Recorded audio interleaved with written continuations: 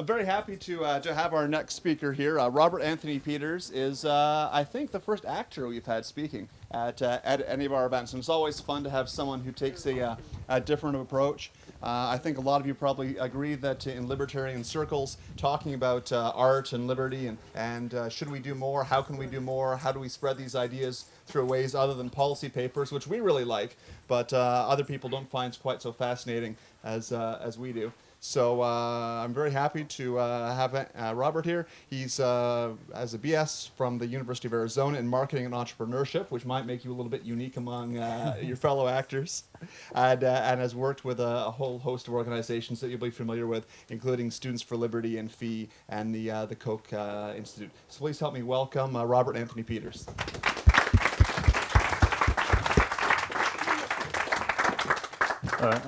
Thank you, Matt, and I'd like to thank the Institute for Liberal Studies for allowing me to speak here before you. I'm truly honored to be here, especially with such an impressive group of presenters, friends, and people that I admire.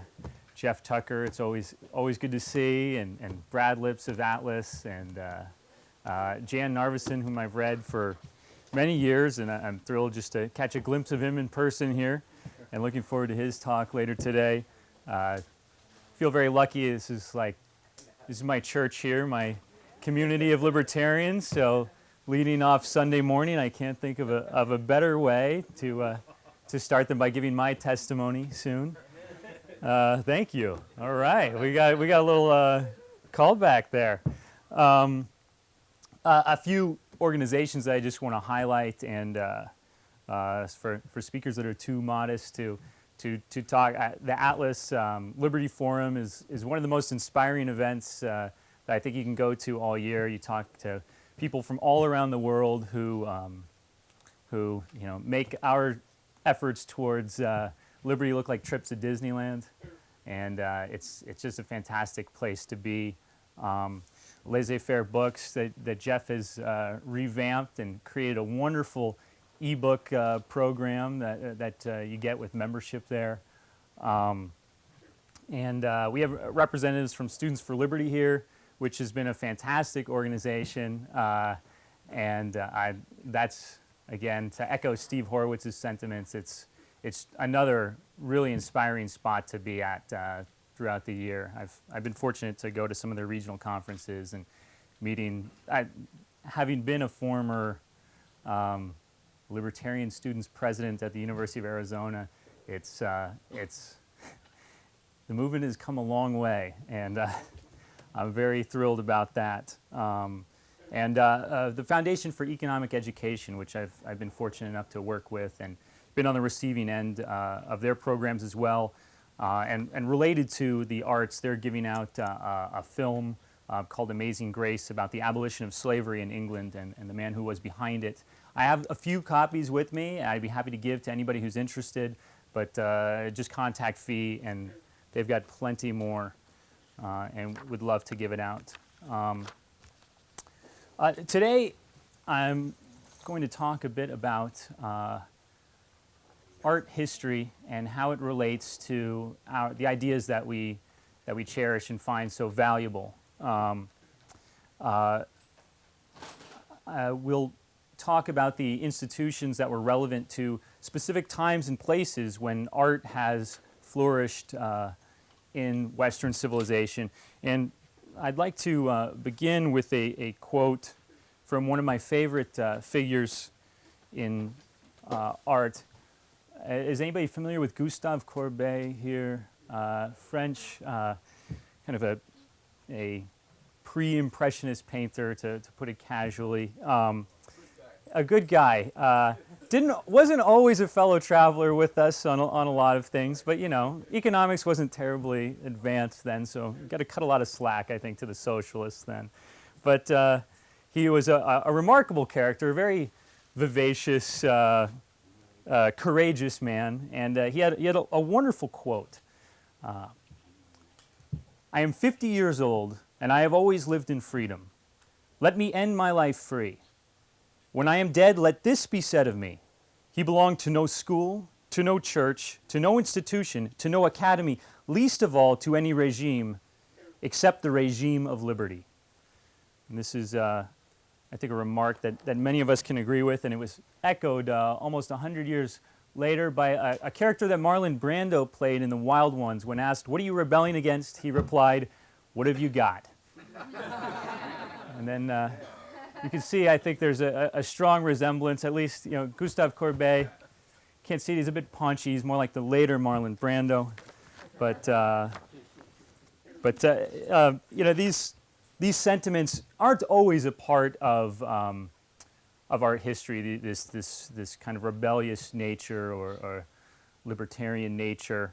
But it's certainly the institutions that libertarians cherish that have helped provide a flourishing artistic culture. And so we're going to go through a few times and places now where that occurred. So we're going to travel back about 2,000 years to classical Athens. First, just to give you an idea of what preceded it, especially in the category of sculpture. This would be Athenian sculpture, a good example. With sculpture prior to that was very smooth statues, rather lumpy, and not very dynamic. They seem very stilted characters. And so you'd often have a representation of a human standing one foot in front of the other. The arms were to the sides, the hands curled up in fists. And this was about as dynamic as you got. We get to classical Athens, approximately the 5th century BCE. And for the first time in history, human sculpture seems to resemble what we actually think of when we think of humans. The Athenians created art that could often be considered very dynamic in nature, with asymmetrical poses. As you can see here, it seems as if they were caught in mid-movement. You have these gentlemen, these would have been swords which have been knocked off over time. This specific sculpture was called the Tyrannicides. These two gentlemen, Harmodius and Aristogeiton, and these two killed Hipparchus, who was a descendant of the Paestratid tyranny. They became identified as martyrs for the cause of Athenian freedom. And this was a very inspiring tale at the time. It's likely that this was an exaggeration, that this wasn't necessarily accurate, that it was probably more of a lover's tryst between men in the Greek style. And nevertheless, this was an inspiring legend for liberty for many people at that time and throughout. Now, I'll probably go on for too long about theater because that's one of my passions. But theater flourished tremendously at this time. It was presented at religious festivals, but there was a highly competitive nature amongst the playwrights. They all competed for prizes. Now, Sophocles was the most awarded playwright of his day, which many of you are likely familiar with Oedipus the King and Antigone. Antigone being very relevant to libertarian thought. It deals very heavily in concepts of natural law. Antigone's uncle, Creon, is the head of the city and decrees that her brother, whom he had a dispute with, was not to be buried, not to receive burial. And Antigone looks at that law and compares it with her obligations that she owes her family, what could be considered natural law, some sort of higher natural order and obligation. And she chooses to disobey that. And she's one of the first artistic libertarian heroes. Aeschylus is considered the father of tragedy. He's most famous for the Oresteia, which again deals thematically with law and justice and a movement from vendetta to litigation and justice based on reason. Aeschylus provides a lot of innovation in theater at this time. He introduces a second character into the plays, diminishing the role of a chorus, providing more of an individual appreciation of the individual character in theater. He created a lot of innovations in costumes when one of his plays, The Furies, came out. The costumes were so terrifying that people fouled themselves, and children were terrified. And it's like the original slasher film of his day. Euripides created these starkly real characters, which was a huge artistic innovation. It's said that he was least honored of the three tragedians because he didn't cater to the preference of the judges. He presented realistic portrayals of his characters, particularly for women and slaves, which was very different, allowing them to be very strong and intelligent and have deep inner lives and motives. He also wasn't afraid to bring heroes down a notch. Now, Aristotle had a great quote. He wrote that Sophocles wrote men as they are, and that Euripides wrote. He wrote that Sophocles wrote men as they should be, and Euripides wrote men as they are. And we constantly see this struggle, or this interesting conflict back and forth between idealistic portrayals and realistic portrayals throughout history, and how they interplay and continue to influence each other. Finally, we'll talk about Aristophanes, who is known as the father of comedy. You're probably familiar with him from Lysistrata and the Frogs, and we do have an occasional chorus of the Frogs, I suppose, back here. It's a great setting for that. He was a merciless satirist, constantly jabbing at, there was a man named Cleon, whom he considered a warmonger at that time. A fantastic line of his: "You are like the fishers for eels. In still waters they catch nothing. But if they thoroughly stir up the slime, their fishing is good. In the same way, it's only in troublous times that you line your pockets." I always think of Dick Cheney when I encounter this line. I'm sure there must be some other, some more modern update, but there you go. Yeah, absolutely. Now, in Athens, he couldn't get in trouble for ridiculing an individual like this, but you could get in trouble for attacking the polis, and that's eventually what he did, and was punished for that. This is a photo of the theater at Epidaurus, by the way, and it's got amazing acoustics. You can essentially hear the same from the first row to the last. So fantastic ability at construction at this time.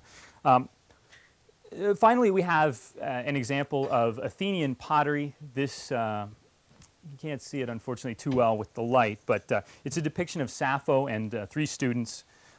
Again, if you take a look at the detail, there's a pretty great representation of humans there as compared to prior eras when it would have been more typical to have either more geometric patterns.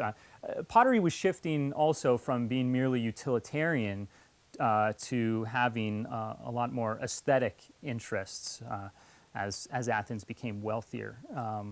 And there's also another great example of competition amongst the artisans at this time, where you'd encounter pots with writing on the bottom that would say something to the effect of, "I'd like to see Darius do this." So it was a very healthy, vibrant market in which these people were competing. And again, this was, we're somewhat encountering, at this time there was no difference between artisan and artist like we separate today. And in fact, the point at which it separated, we're going to leap ahead quite a few years to Renaissance Florence, where kind of this division becomes a little more noticeable. Florence was a remarkable place.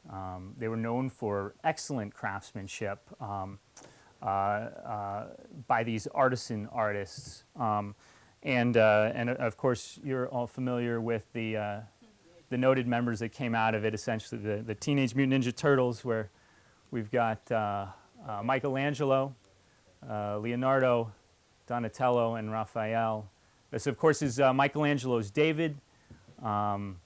gorgeous statue, and you can see the distance by which the statuary grew from Athens, how it advanced from that time. Leonardo's Mona Lisa and the gender ambiguity that's there. Raphael's, Donatello's rather effete representation of David, which I think is also interesting to note, that we look at these times and we often think of the prudishness of the past, or the difficulty in self-expression in places like Rome or in the Italian city-states during times when the Pope had more power, but certainly we see that are artists who are willing to engage and have and put their sexuality on display, essentially, and without fear or shame. And finally, there's Raphael's School of Athens, which it's on the cover of a Liberty Fund book, the Libertarian Conservative Debate. So I'm sure many of you are familiar with Liberty Fund books, or I hope you are, and I'm sure Matt can get you a discount code to order books from there if you're not. So it's an excellent place in which to get libertarian books from. One of the most, if not the most, prestigious figures of his time was Michelangelo. Michelangelo, I would consider to be the first real artist icon. He was like the rock star of his day. I mean, this guy had so much market power. It was tremendous.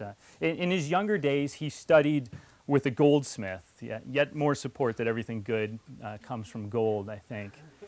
In fact, basically all of the Florentine artists were goldsmiths, studied with goldsmiths, or were the children of goldsmiths. Now, Michelangelo, again, he had this tremendous amount of market power, in which people were willing to pay huge ducats for the privilege of having him paint something for them, or paint a representation of them. He even refused to do the bidding of the Pope at one point. The Pope had contracted with him to build a marble tomb for him. Michelangelo went to Rome and started the creation of this, and felt that he wasn't getting enough resources provided for him, that the Pope wasn't paying enough attention to the project. And so Michelangelo walked away from it. He went back to Florence, and the Pope had to essentially beg him to return to continue work. Now, this day and age, especially, with seems like there's a very humble, nice Pope right now. This may not seem that big of a deal. But when you think about the context of the time, a few hundred years ago, you had a king who was traipsing, crawling through the snow, waiting outside for 3 days to get the Pope to forgive him. I mean, this was a tremendously powerful position. And to have an artist, someone whom nowadays most people consider to be among our weakest members of society, the most precious, the ones that need the most protection. You have an artist 500 years ago who had the Pope practically kneeling at his feet. This is a tremendous amount of market power that Michelangelo understood and was able to utilize. Now, Michelangelo, he was extremely diligent. He was involved in the entire process of his work. He spent years in marble quarries to make sure he had the finest materials available to work with. And as you can see, it was to extraordinary result.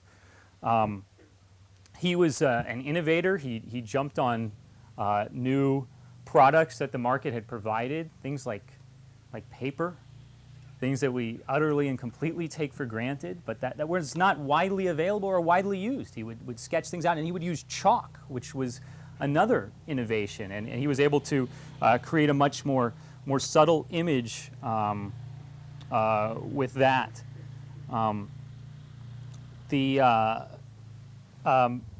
One thing to note is the use of the term patrons at this time for people of this time. It's I don't think it's entirely accurate, or we don't get the the full picture.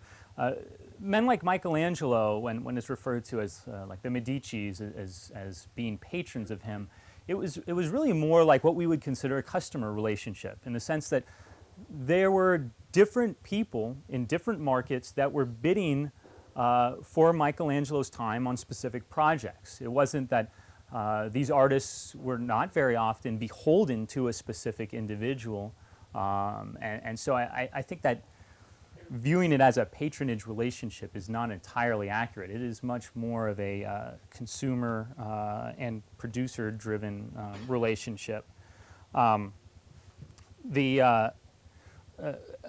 Another innovation to keep in mind at this time was the change in forms, where you typically before there were frescoes painted on the walls, and this was fantastic, beautiful creations, but it was rather limited who could see it, who could own it. I mean, it was tough to chisel out an entire wall and then move that someplace else.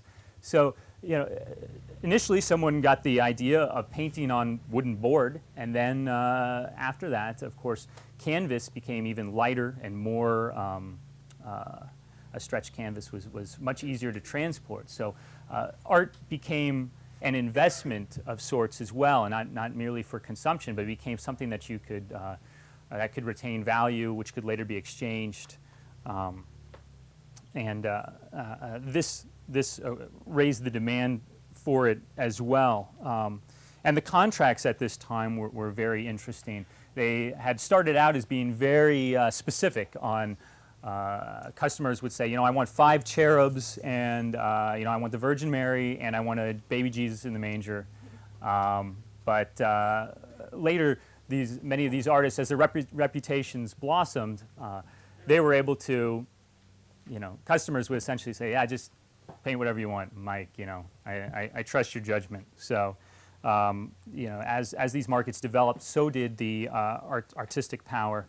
And another thing to consider were that at this time began workshops. You would have kind of your star artist that people would be going to, and they'd want a Michelangelo, but some subsidiary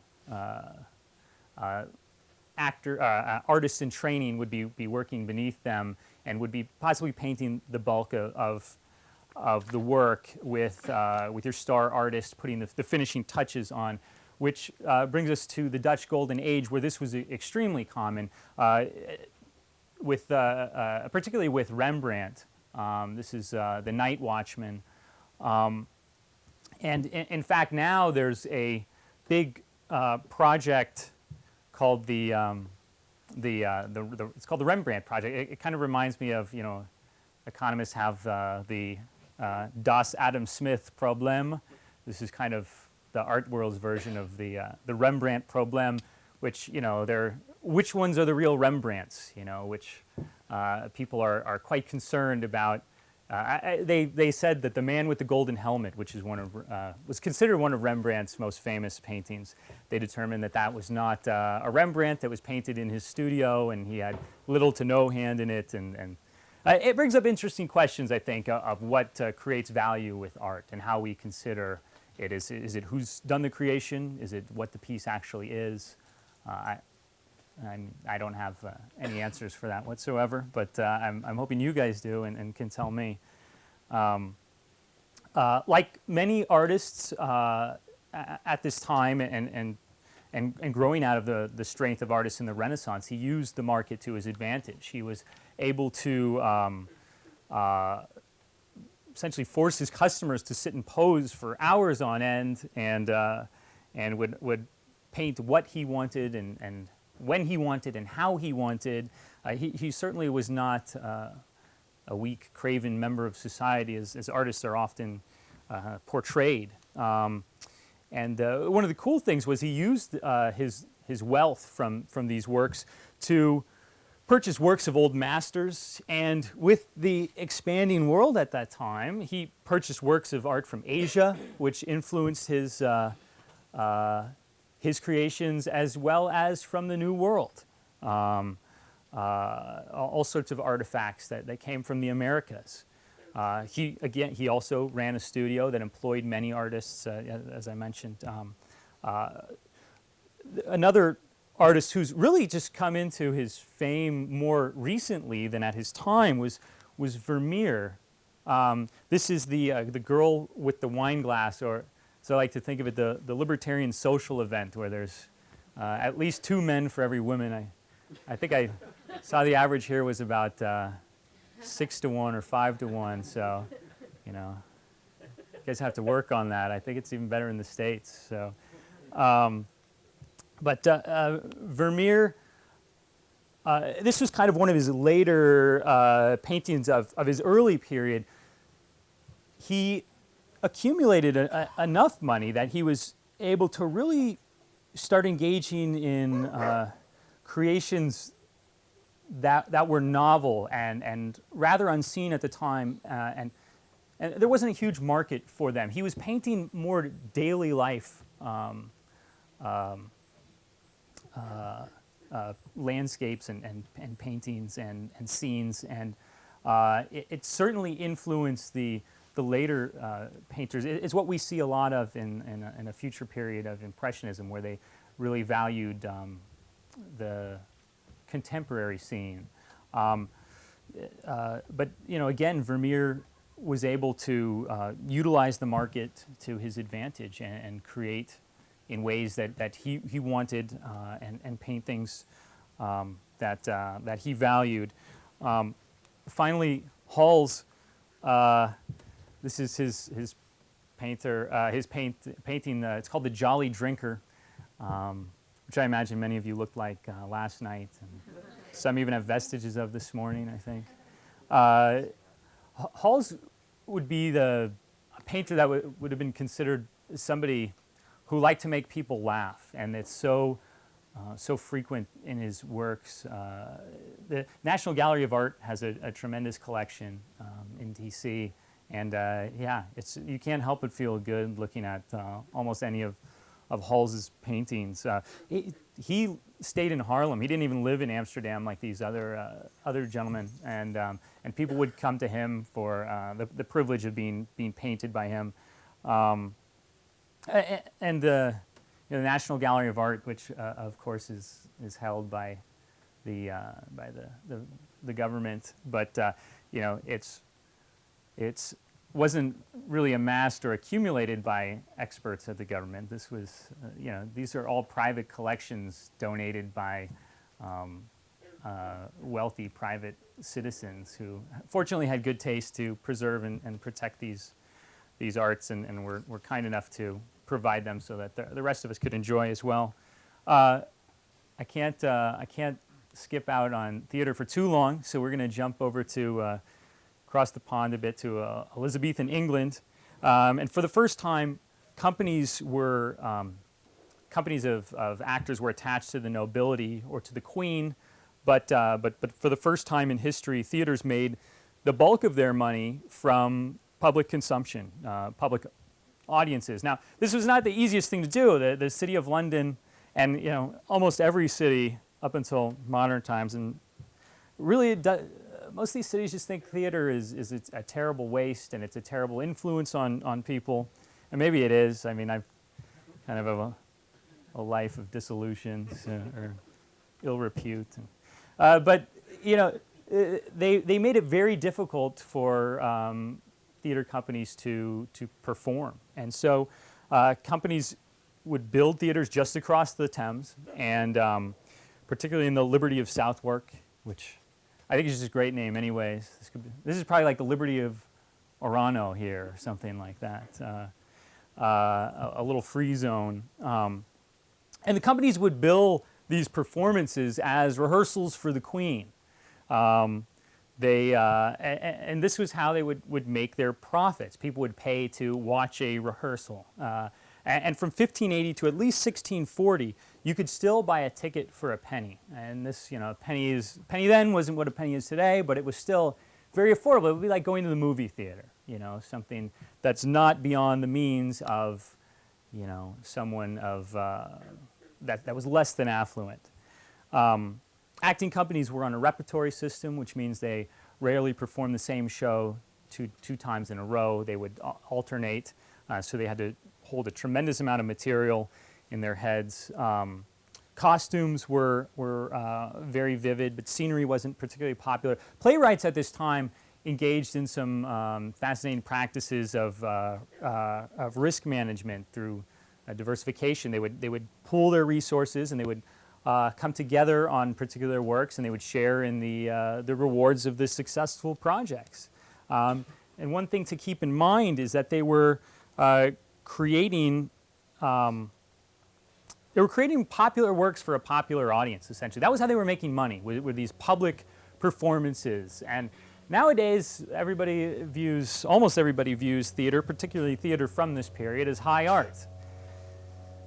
Critics at that time didn't view it as high art. Many wouldn't go to see Shakespeare because he was too lowbrow. He was inappropriate and crude and bawdy, and this was not something a respectable person would necessarily participate in, even though I guess the Queen would.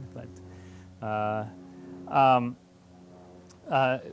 it was just a very different view from how we view this art today. We got Ben Jonson here. He wrote a wonderful play called Bartholomew's Fair. I don't know how many of you may be familiar with Paul Cantor. I know Jeff is from a wonderful lecture series Paul gave at the Mises Institute years ago, and I urge you to go to the media library at Mises.org and listen to Paul Cantor's talks on art. They're fantastic. But he wrote a great analysis of Bartholomew's Fair as being a kind of argument for spontaneous order, as well as a representation of spontaneous order through the piece. So for those Hayekians in the audience, it's definitely a treat to engage in that. Christopher Marlowe, another noted playwright at the time, looks so tough. I love the, I don't know if you can see his arm pose there, but definitely you didn't want to mess with him. He wrote Dr. Faustus. He and Ben Jonson both led a rather raucous life. In fact, Jonson killed an actor in a duel. If you know many actors, you can't fault the man at all. And Marlowe was killed in a tavern brawl. So, these guys were some tough artists.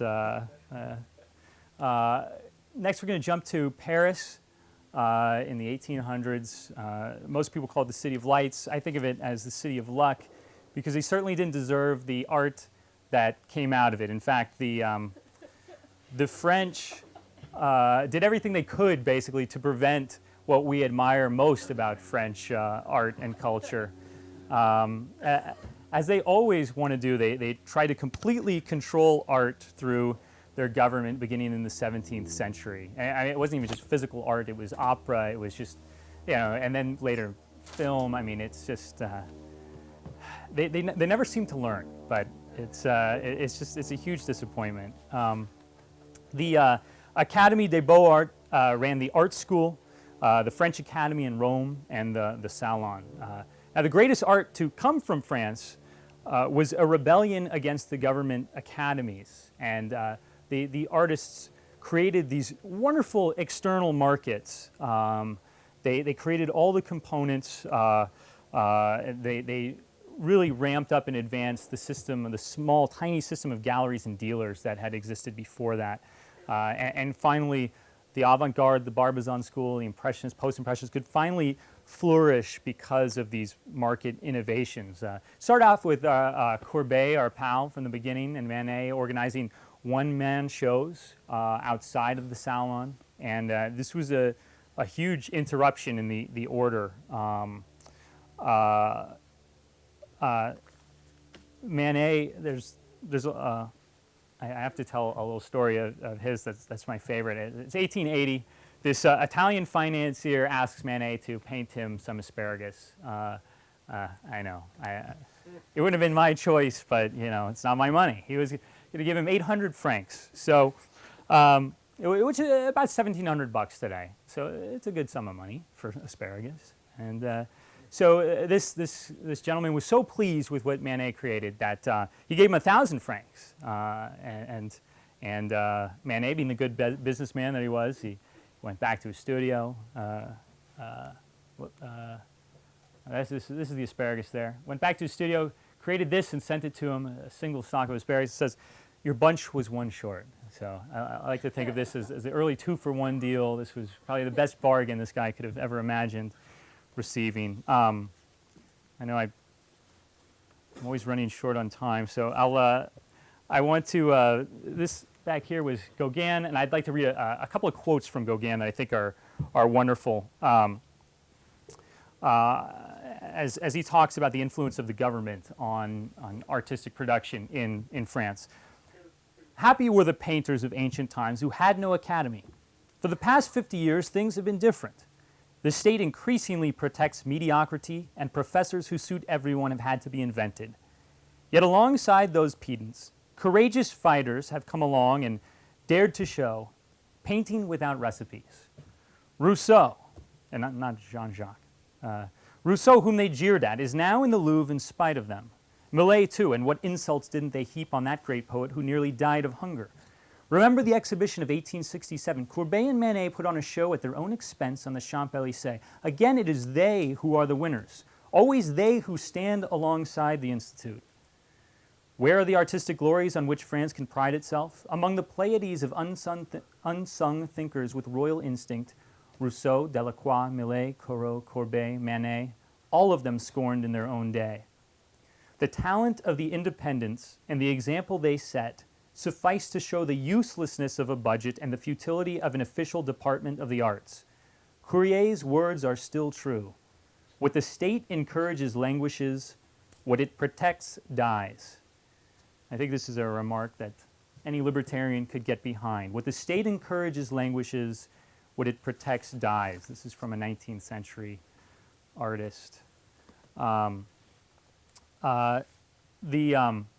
The division of labor that these artists participated in with the development of their relationship with dealers was substantial. There was a man named Paul Durand-Ruel who basically staked his life and his fortunes on Courbet and Manet, Monet, and many others. And fortunately, they were all vindicated in their lifetime, and that Durand-Ruel ended up making a tremendous amount of money, as did many of the artists that he represented. And I've got, gosh, I could go on. I've got a full talk on Impressionism, but it's hard to limit this stuff down. It's so wonderful. So many fantastic innovations that came along. I'll just skip to the theater. This is the theater box by Renoir. Renoir is a great example. He was a working class guy, and if it wasn't for a lot of market innovations, he never would have been able to have been a financially independent artist. He made a great remark of appreciation for things that the market had provided for him. Without paint and tubes, there would have been no Cézanne, no Monet, no Sisley or Pissarro, nothing of what the journalists were later to call Impressionism. There was a man by the last name of Rand, I don't believe any relation to Ein whatsoever, but an American who went over to England, a painter, who developed paint and tubes that allowed these artists then to go out into the countryside and develop plein air painting and make it feasible and practical and inexpensive. Another thing to consider is the subject matter that they're painting. Renoir is, and many others would paint these subjects of the theater, cafes, dance halls. This is a sign of the wealth that was now possible for people at this time and the leisure that they were able to engage in. We'll quickly summarize why these places, why these times. Well, all these places seem to have some elements in common. They all have relatively liberal, in the classical sense, political order. Athens had transitioned from being a more tribal, tyrannical structure to democracy after the reforms of Solon, Cleisthenes, Ephialtes. Florence had become a republican city-state directly preceding the Renaissance. The Dutch fought for their independence from Spain and became independent city-states, very republican in nature. England, while still a monarchy, had a parliament that was able to check that power. as well as they had a common law, low taxes, lower than any other spot in Europe at that time, and relative peace and a tight fiscal policy. France was a republic, albeit for the third time. We look at economics. What were the practices at these times? Well, Athens went from an agrarian culture to a much more cosmopolitan trading community all over the Mediterranean. Florence became wealthy in the 1300s by becoming strong traders. So did the Dutch city-states. And another thing to note, Amsterdam at this time, their population was composed of 50% were first-generation immigrants. So I think that's always an interesting thought during a lot of the immigration debates that are going on around the globe today. England set up its first stock exchange and again was increasingly trading all over the globe. France as well engaged in world travel. In fact, Paul Durand-Ruel was able to do a substantial American tour that there was a man by the name of Isambard Kingdom Brunel who invented the first Atlantic steamship, and it had regular service over to the Americas that allowed, that simplified and revolutionized this cross-Atlantic trade. Now, compare this to the neighbors. You know, when you think of Athens, you think of their neighbor Sparta and you know the artistic production that they came up with. Can anybody name a few? Yeah, it's pretty tough, you know, but their economic and political order were clearly substantially different, and you can run down the list of comparing them with their neighbors and why they didn't flourish as much. Many of the other Italian city-states were much more centralized and much more excited about war than Florence was. Their neighbors didn't flourish artistically in the same fashion. Now, I'd like to just hit on a couple other points. The religious environment, I think, is significant. That there was a strong element of. We can actually probably take it down now if you want. Or, yeah. The Renaissance humanism was a strong cultural factor at that time, as well as just the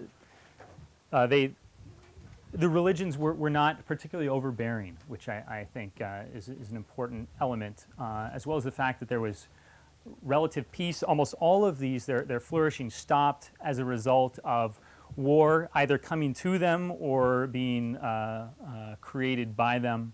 And of course, the wealth that the new capitalist orders of these places had allowed that kind of accumulation. Presently, we get to reap the rewards of all this innovation and of our current relative economic freedom. And I'd love to create a chart, much like Steve Horowitz's, on the prices of artistic tools throughout the 20th century. I mean, you know, I think of how many poor people had film cameras 80 years ago, or 60 years ago, or 50 years ago, and now almost everyone has essentially video capabilities in their pocket, along with a tremendous library of thousands of books. All of this art that we have constant access to, and not just in consumption, again, but in production, which I think is a wonderful element, that we don't have to be merely passive consumers. It's now so simple and so effective to create art, and it's all within our means. This is, I think, one of the greatest responses to socialist concerns about the means of production, particularly in the art. The means of production are inexpensive and available to almost everyone now. I mean, how many people are recording albums in their own garages with minimal expense? It's a fantastic world in which we live, and I see the future as only improving upon that. it's very exciting what the next generation of artists will be capable of, and what we will all be able to enjoy. So I'd like to open it up now to any questions or remarks. Thank you. Gentleman back.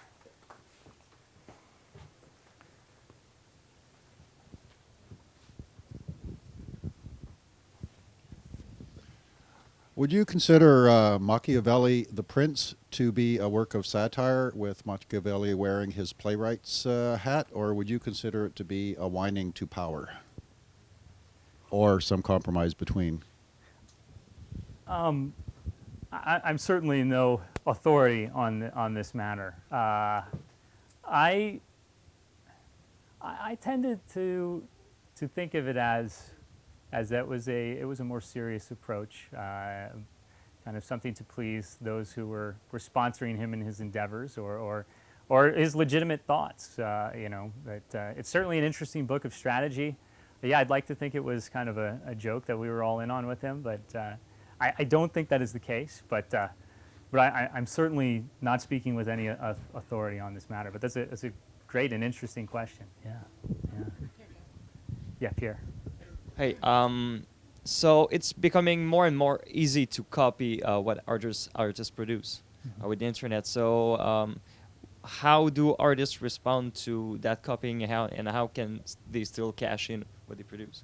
That's a great question. I know that came up during Jeff's talk yesterday. I think in some ways I think it's Pandora is out of the box. It's kind of not really. Technology has made it a moot point. In fact, I was thinking of. I was trying to listen to music on Pandora as I was going to sleep last night, and I couldn't do that here because of all sorts of silly intellectual property and licensing and other issues that I thought, my God, this is crazy. Music can't cross borders, so I'm afraid the armies will. But but I don't think that will last for long. I mean, VPN is so yeah. Let's have a good VPN. Yeah, it's one of those things where technology is going to make these things irrelevant, and artists will either find ways in which to monetize it based on the new conditions. Well, they will find ways in which to, and it may change, how art is produced and how it's distributed, and it has. I mean, it has already, and it will continue to. There are a lot of people who thought,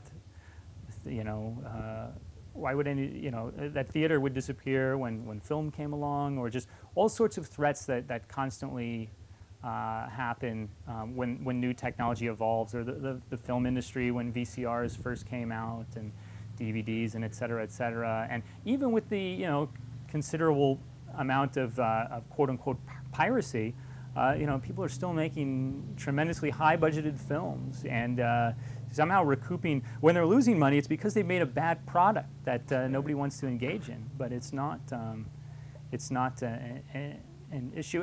And I also think it's fantastic in so many ways, because it's forcing hopefully producers to really consider the customer more. You have bootleg CD compilations that. There was some ad urging people not to buy them one year, and it was saying if it's too good to be true, then it's probably a bootleg.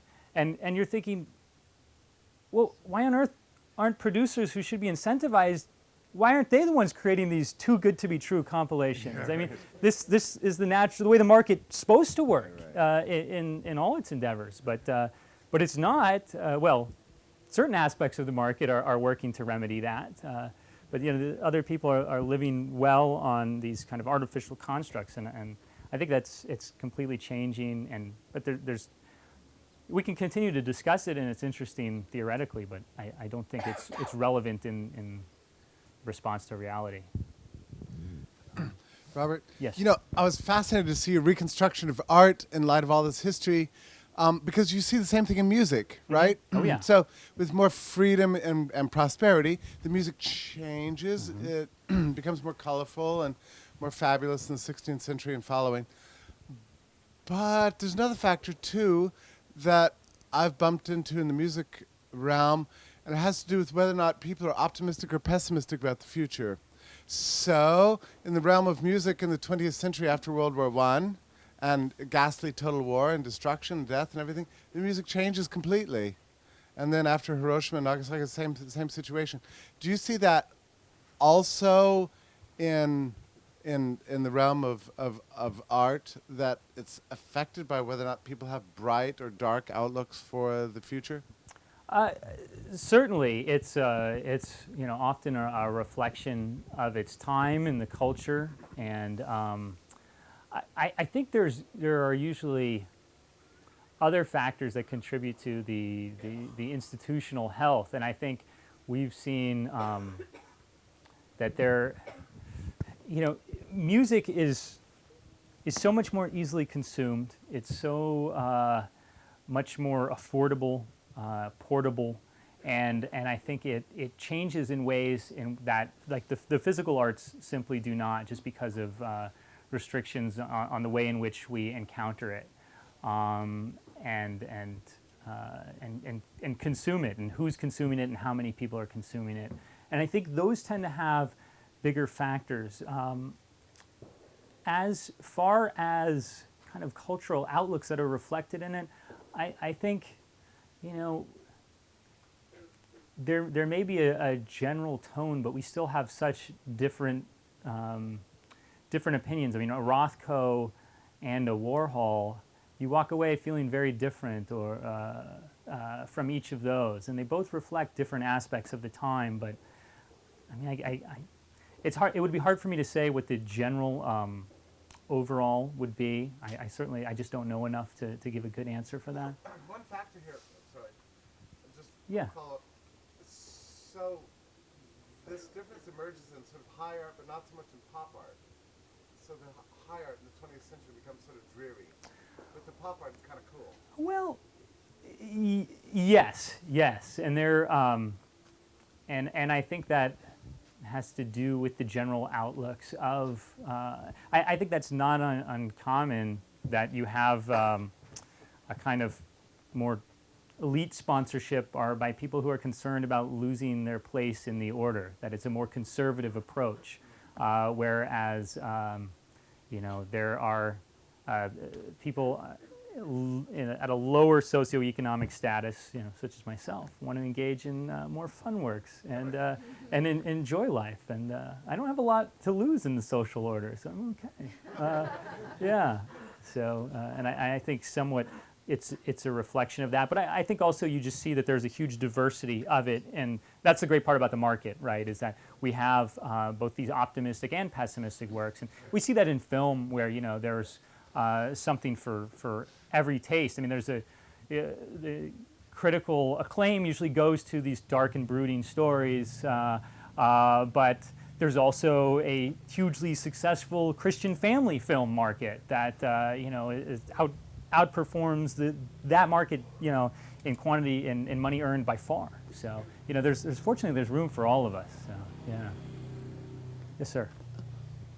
I was wondering what your thoughts are in respect to art for art itself versus art for an outside cause. For example, early socialist realism was interpreted as promoting socialist proletariat values against the bourgeois status quo around the world. And how would you see that as it relates to libertarianism and other causes?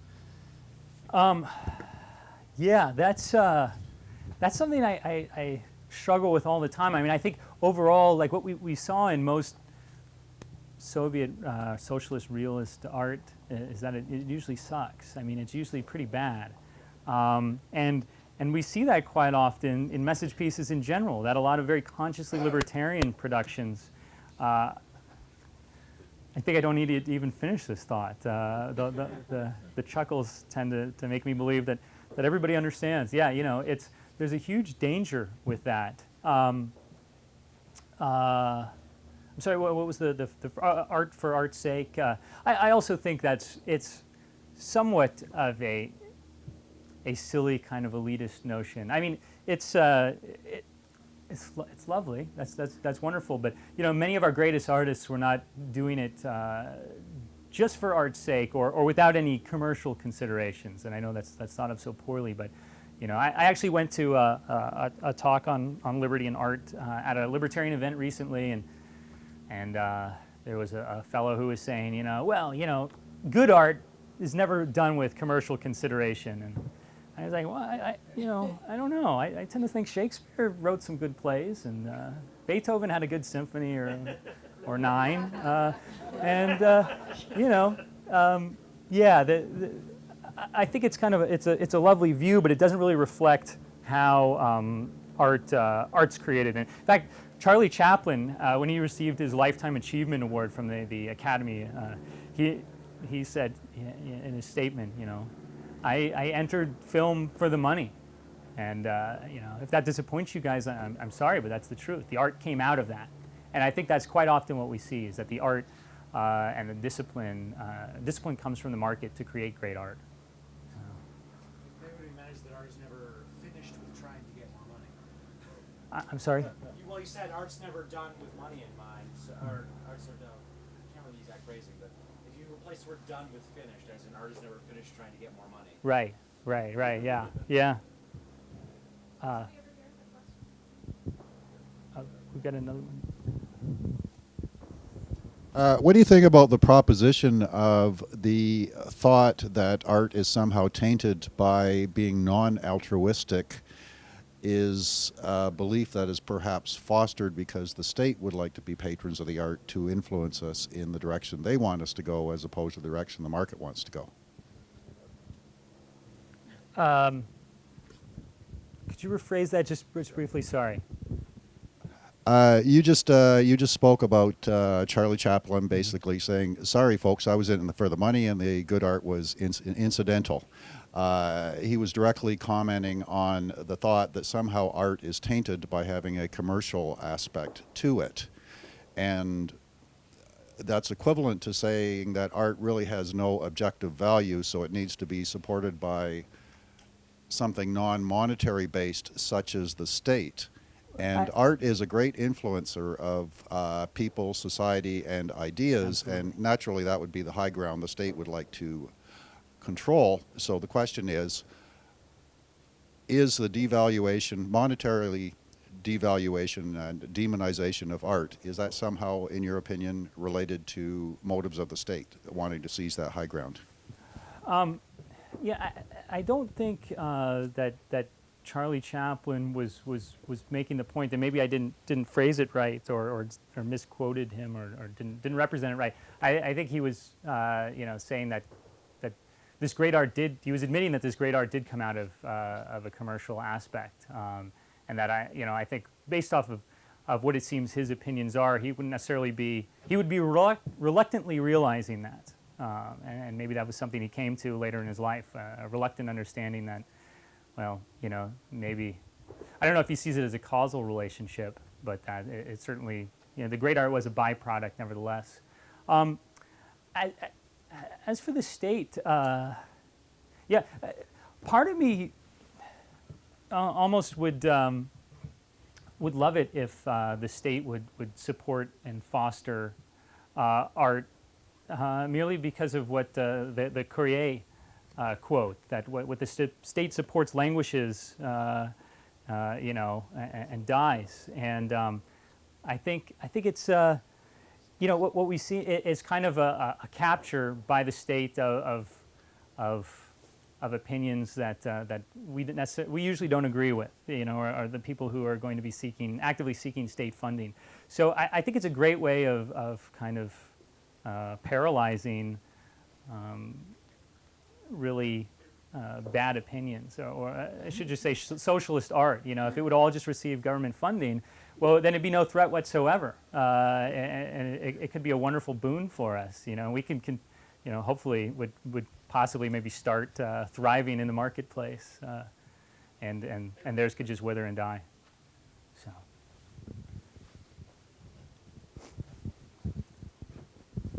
Actually, I would disagree that. I mean, to argue that state funding of arts make bad arts I think it's just a corollary of saying that private market funding of art makes bad art. because if some Soviet art was actually good, and it was created by brilliant artists who were working around the restrictions were imposed on them by their state funders, just like commercial artists work around the restrictions imposed with them by their Philistine commercial suppliers who actually don't understand what they're financing, but out comes really good art every once in a while. I mean, most art that's produced is garbage. But every once in a while, there's really good art, and I think a good artist make good art regardless of where the funding comes from. And I think that's very true. I mean, Shostakovich created beautiful music under horrible conditions, but I view it as, to a certain extent, it's in spite of those conditions. I mean, it certainly those obstacles influenced his creation, I'm sure, but he was constantly living under the threat of Stalin killing him because Stalin, quite often didn't like what he did. And so, I think one of the wonderful things about the market is just simply a function of volume, is that you have so much. And it's easy to look and say, we've got so much crap out there, so much garbage. Yes, but we have so much. And we have, we will have more gems, and we do have more gems because of that than a world in which, it's just a smaller quantity that's produced overall. And I think one thing, and I should have addressed this more, it's not merely consumption, that we have a larger amount that we can consume, but a larger amount that we can produce, that we have a larger number of people participating, people from, different classes of society that wouldn't have been able to afford to engage in art. I mean, now your average poor person can you can get watercolors at a 99-cent store. I mean, it's amazing what's at our disposal now, and it's truly miraculous. I'm grateful to be here and now, and jealous of the future, I guess. Time for one more question. Okay. Not exactly a question, but half a question or a comment. In regard to the question of arts for art's sake versus commercial art, I want to suggest that the plausibility of arts for art's sake is at the consumer end.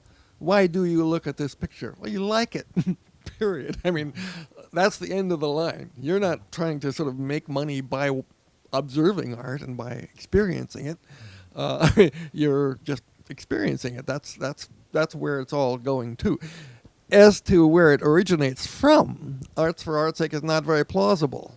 As you pointed out, I mean, there's lots of great art has been commercially motivated to a considerable extent, such as all of the operas of Mozart. So I would suggest that when you look at it from the production end, the product's quality is essentially not directly relevant to its motivation vis-a-vis commercial or other motives. It's a matter of partly luck, and depending on the genius of the artist and his commercial capability as well, that too, which is of course already independent of the strictly artistic motive. So arts for art's sake, I think, is at the consumer end, which is where it belongs. I agree, and I'm looking forward to the day when we have an art critic or art historian who comes up from the Austrian economics perspective and can toss some subjective theory of value into the more of that into the discussion. So. Tyler Cohen comes to mind. Yeah. Although not strictly Austrian or dealing with this subjectivity, but yeah, absolutely. Cool. Thank you all very, very much.